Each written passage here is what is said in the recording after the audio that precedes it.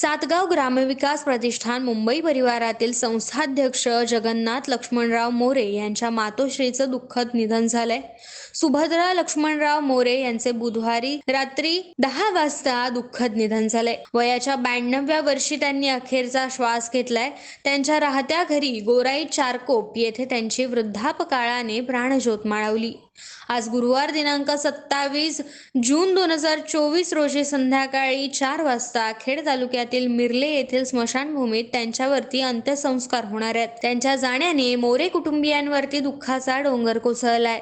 सातगाव ग्रामविकास प्रतिष्ठान, सातगाव भोसले प्रतिष्ठान, सन्मित्र विकास मंडळ तिसंगी, जय भवानी मित्रमंडळ पिंपळवाडी, मुक्ती महिला मंडळ सांताक्रूज, मराठा सामाजिक संस्था Mumbai, anti corruption of India तसेच food and dress welfare committee यांच्यातर्फे त्यांना भावपूर्ण श्रद्धांजली अर्पण करण्यात येत आहे.